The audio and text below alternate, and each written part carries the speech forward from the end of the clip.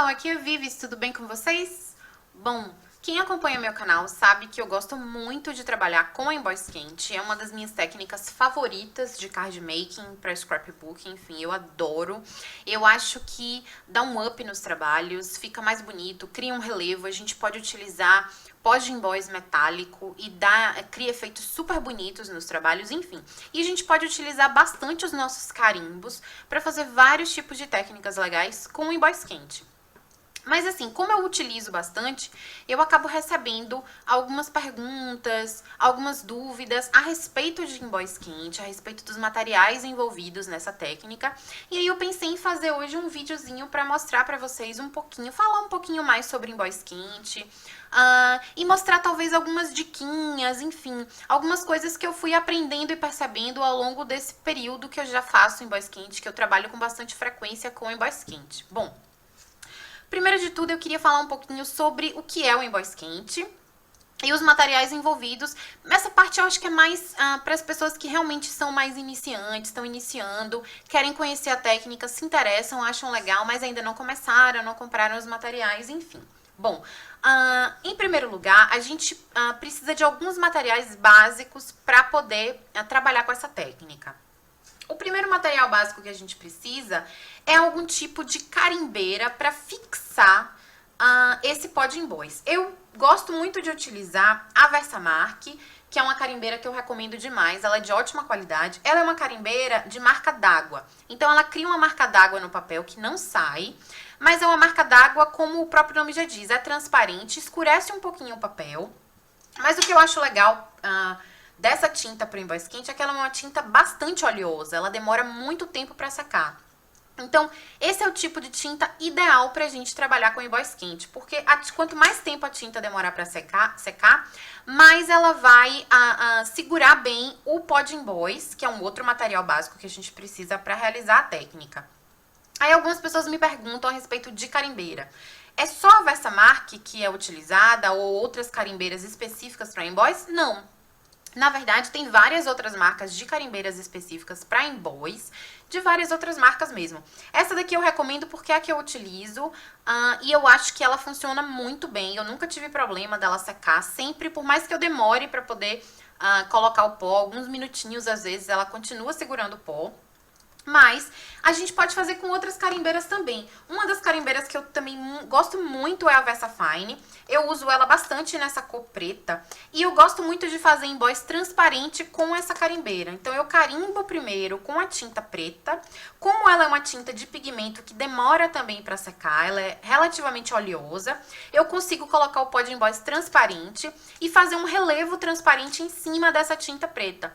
Eu prefiro do que fazer o emboss com o pó preto. Primeiro porque eu não tenho pó preto e segundo porque eu já pesquisei e vi que o pó preto ele é um pouco difícil de controlar, ele acaba grudando muito em superfícies, então eu acho mais interessante fazer o emboss transparente com a tinta preta.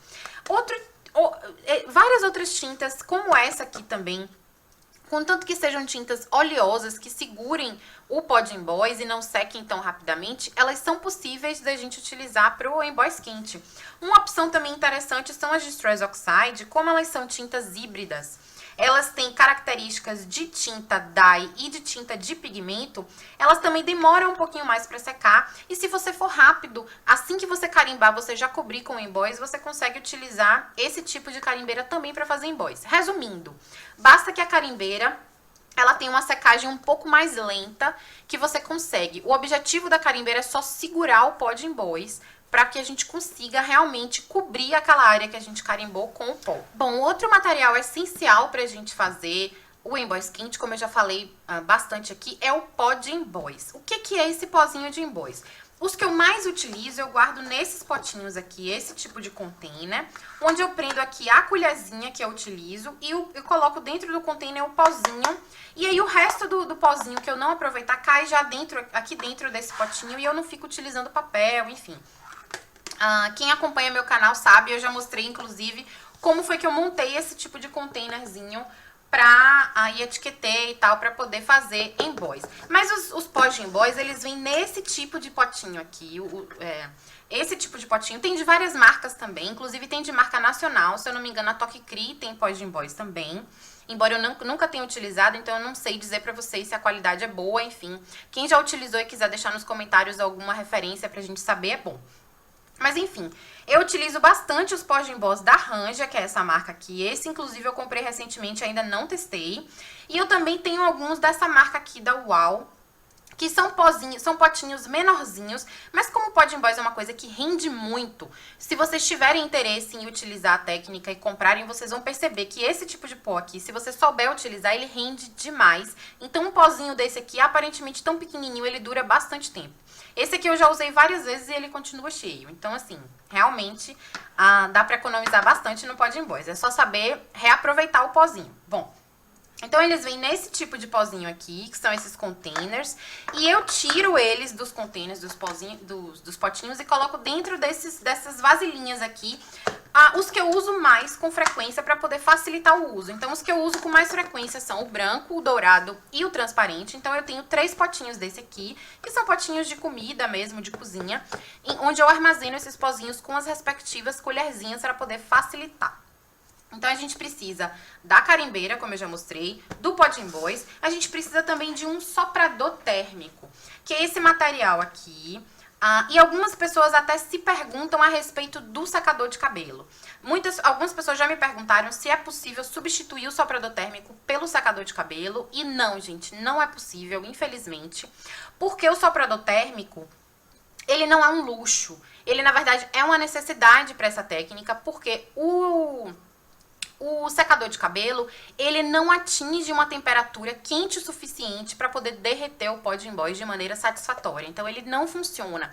Esse soprador térmico aqui, apesar dele ser parecido, fazer um barulhinho parecido com o secador, ele tem uma potência maior, ele aquece mais o papel, de maneira que a gente consegue, com esse soprador térmico, derreter o pó de emboss. E com o secador de cabelo, a gente não consegue, ou se você aumentar muito a temperatura do seu secador de cabelos. Tem alguns secadores que são mais profissionais e tem uma potência maior, mas aí ele corre o risco de queimar o papel. Enfim, então esse tipo de ferramenta aqui realmente é a ideal para fazer emboss quente.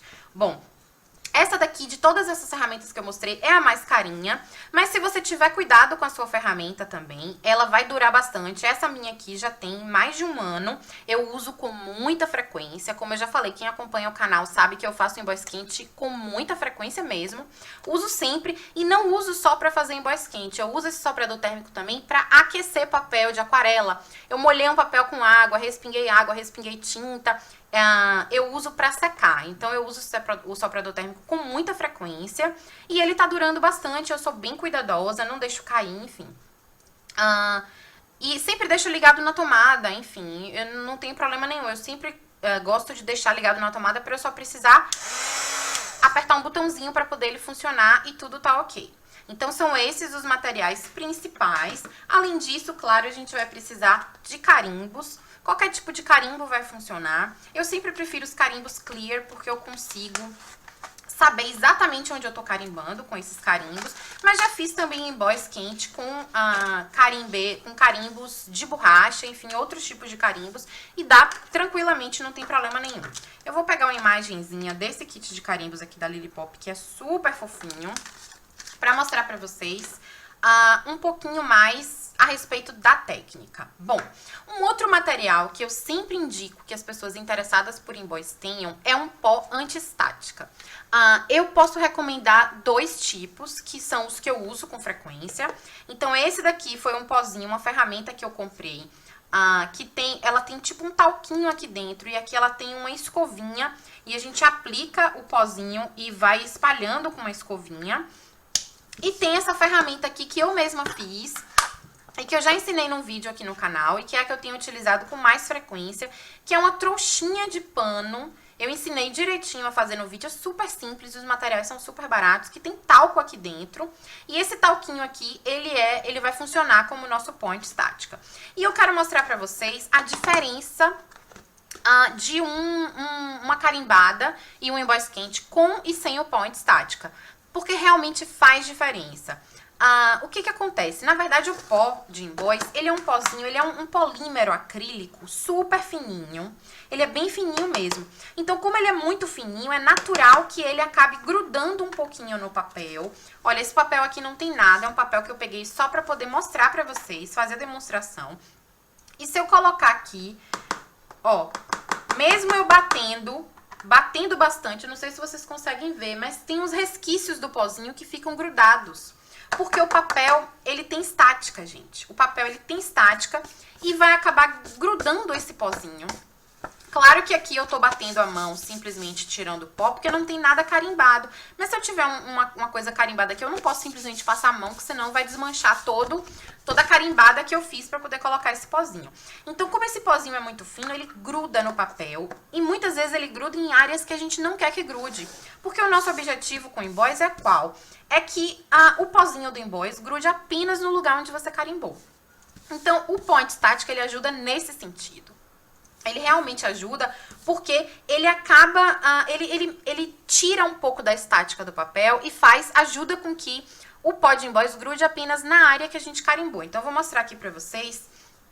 De um lado, eu vou utilizar esse aqui, essa trouxinha caseira que eu mesma fiz, porque realmente é o que eu mais gosto de utilizar, é o que eu mais tenho utilizado.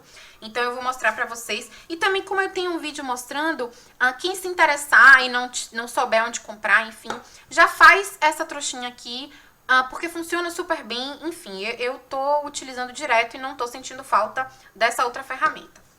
Então, de um lado aqui, eu vou usar o pozinho antiestática no meu papel. Não tem problema, é só talco, é super cheirosinho. Então, mesmo que suje a mesa de trabalho, não tem problema. Então, de um lado eu vou utilizar e do outro não. Então, vamos lá. Eu vou carimbar as duas imagens. Nos dois lados, a mesma imagem, na verdade, dos dois lados.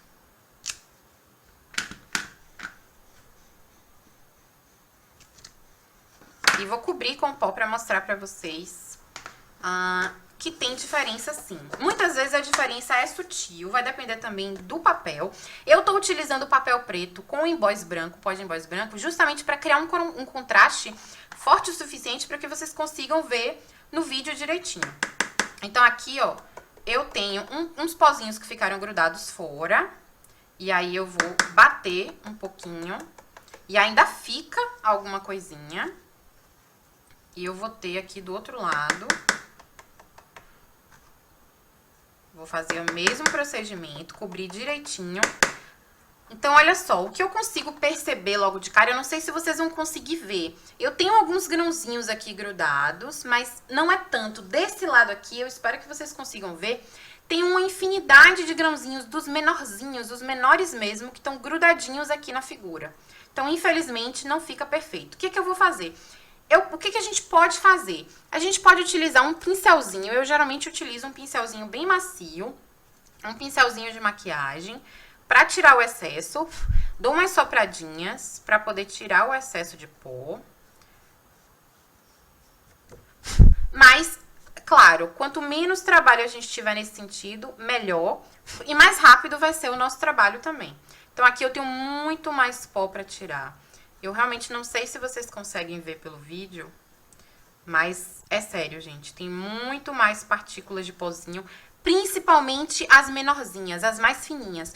Quanto mais fininha for a partícula do pó de emboss, aliás, mais fácil vai ser de grudar em volta do papel e trazer mais trabalho e mais problema na hora de você fazer o seu emboss. Claro que eu não vou limpar aqui perfeitamente, como eu limparia num trabalho que eu estivesse fazendo, porque eu teria um pouco mais de cuidado, enfim, para poder o acabamento ficar melhor. Mas eu queria mostrar pra vocês, eu espero que vocês tenham conseguido perceber a diferença. Quando eu utilizo o pó antiestática para poder tirar mais a estática do papel, gruda bem menos pó e eu tenho muito menos trabalho com o pincel para poder limpar essa área. Uma dica que eu queria dar pra vocês é essa. Sempre utilizem um pincelzinho para poder limpar a área do emboss, principalmente em cores muito contrastantes, como nesse caso, emboss branco no papel preto. Porque isso funciona muito bem para poder limpar realmente a área e dar um acabamento melhor para o trabalho. Uma das maiores frustrações das pessoas que começam a fazer emboss é justamente o emboss não ficar bonito, porque as pessoas acabam não limpando muito bem a área do emboss e aí ficam aqueles grânulozinhos de emboss que acabam derretendo e grudando no papel e você não consegue tirar mais. Então, assim, invistam realmente nesse pincelzinho. Pode ser um pincelzinho bem baratinho que vocês encontrarem aí na casa de vocês, de preferência com cerdas mais macias, acaba facilitando. E de preferência também menorzinhos. Quanto mais fininho o pincel, melhor, porque você consegue passar o pincel para poder retirar os grãozinhos em áreas onde você não consegue com um pincel maior. E acaba desfazendo um pouco o emboss e complicando um pouquinho o trabalho. Então, é uma diquinha que eu dou pra vocês. Sempre utilizem o pincelzinho pra poder limpar, porque realmente faz diferença no acabamento, o emboss fica bem mais bonito. Bom, uma outra dica que eu quero passar pra vocês, e eu acho que essa dica é muito importante, e eu sempre tento passar nos vídeos, é a seguinte. Eu tô aqui agora com o meu soprador térmico totalmente frio. Eu não utilizei ele hoje ainda. A primeira vez que eu vou ligar ele aqui pra poder utilizar com o emboss quente é nesse vídeo mostrando pra vocês. Então, ele tá frio, ele não alcançou ainda, ele não tá numa temperatura ideal pra poder derreter o pó de emboss. Se eu ligar ele aqui agora e trouxer direto pro meu papel, até ele atingir a temperatura ideal, quente o suficiente para poder derreter o pó de emboss, ele vai aquecer muito o meu papel. E quanto mais aquecido fica o papel, mais o papel fica entortando, fica torto. Então, a gente vai aquecendo as fibras do papel e o papel vai se entortando e se deformando de uma forma que muitas vezes fica até difícil da gente utilizar esse papel deformado nos trabalhos. Então, o conselho que eu dou pra vocês é o seguinte: sempre que vocês estiverem com a ferramenta fria, de preferência, eu sempre faço isso, mesmo com a ferramenta mais aquecida, eu geralmente pré-aqueço ela um pouco antes de trazer pro papel. Mas principalmente quando a ferramenta estiver assim, totalmente fria, é importante vocês ligarem ela, não virada para o papel, virada para a parede ou virada para o chão, enfim, virada para alguma coisa que não vai estragar caso que derreta, por exemplo, né? Você não vai virar, por exemplo, para outros papéis ou para canetas, coisas de plástico que possam derreter com a temperatura ou se deformar. Eu geralmente gosto de deixar aqui na minha mesa, ligo e deixo virado para a parede para poder ele ir aquecendo. Mais ou menos uns... Quando a ferramenta já tá quente, eu deixo uns 20 a 20 segundos. Quando a ferramenta tá totalmente fria, como ela tá agora, eu geralmente deixo uns 40, 45 segundos ou mais. Então, eu gosto de pré-aquecer mesmo bastante a minha ferramenta antes de trazê-la para o papel, para que ela derreta esse pó mais rapidamente, sem entortar tanto o meu papel, que esse é o meu objetivo no emboss. Eu quero derreter apenas o pó, eu não quero entortar o papel. Então, eu vou pré-aquecer um pouquinho essa ferramenta e depois eu vou mostrar para vocês como é que a gente vai derreter esse pó. Bom, pessoal, eu já pré-aqueci o meu soprador térmico, eu só desliguei para poder falar aqui, continuar falando com vocês, porque o barulho é muito forte.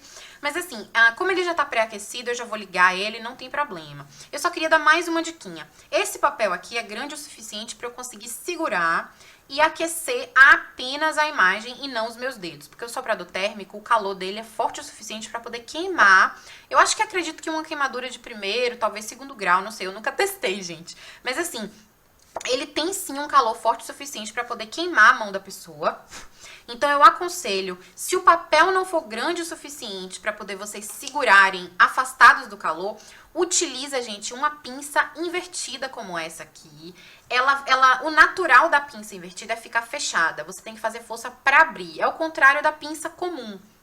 A pinça comum, que é essa aqui, o natural dela é ficar aberto e a gente faz força para poder fechar. No caso da pinça invertida, por isso que o nome dela é esse, ela fica naturalmente fechada e a gente faz força para poder abrir. Então, ela é ideal para poder a gente segurar objetos. Então, se o objeto for pequeno o suficiente, o papel que você estiver fazendo emboss for pequeno o suficiente para você não ter onde segurar, utiliza uma pinça invertida como essa aqui, que realmente faz diferença. Então, eu consigo segurar a pinça e o meu dedo fica longe de onde o aquecedor vai pegar no papel. Então é uma dica que eu dou para se vocês estiverem fazendo, já aconteceu várias vezes comigo, eu fazer embóis de sentimentos para os meus cartões, por exemplo, em tirinhas de papel pequenas, e eu faço isso aqui, eu utilizo a minha pinça invertida para poder segurar o papel longe o suficiente do meu dedo para não queimar. Então eu vou ligar novamente o soprador, vai fazer bastante barulho, e vou trazer para o meu papel e vou mostrar para vocês como é que eu vou derreter.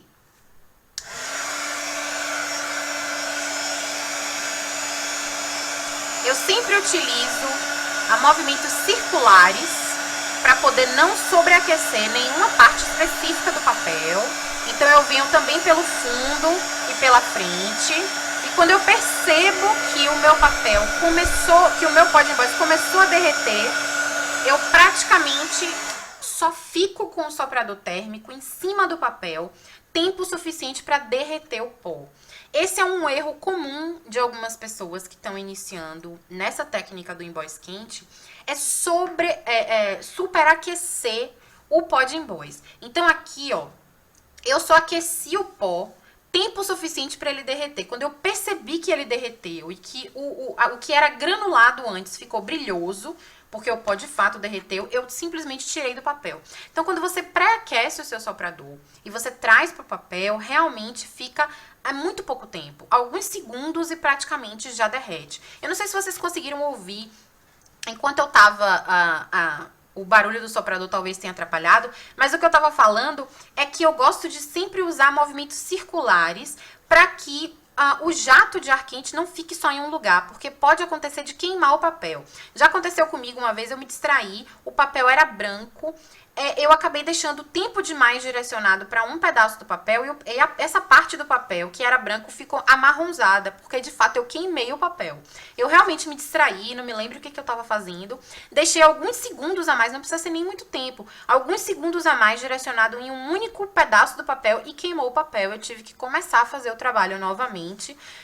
Eu não me lembro exatamente que trabalho foi, mas eu me lembro que deu muito mais trabalho do que se eu tivesse prestado atenção e tivesse utilizado movimentos circulares. Bom, eu não sei se vocês conseguem ver, eu acho que sim, mas o pó de emboss está derretidinho. Claro que vocês não vão conseguir, mas eu tô passando o dedo aqui e tô sentindo o relevo criado pelo emboss quente. O que eu vou fazer nesse outro lado aqui? Nesse outro cupcake, eu vou derreter o emboss, só que eu vou demorar mais tempo com o soprador em direção ao papel. De maneira que eu vou superaquecer esse pó de emboss aqui para ver se eu consigo mostrar para vocês a diferença. Vou ligar de novo o soprador, então vocês provavelmente não vão conseguir ouvir minha voz.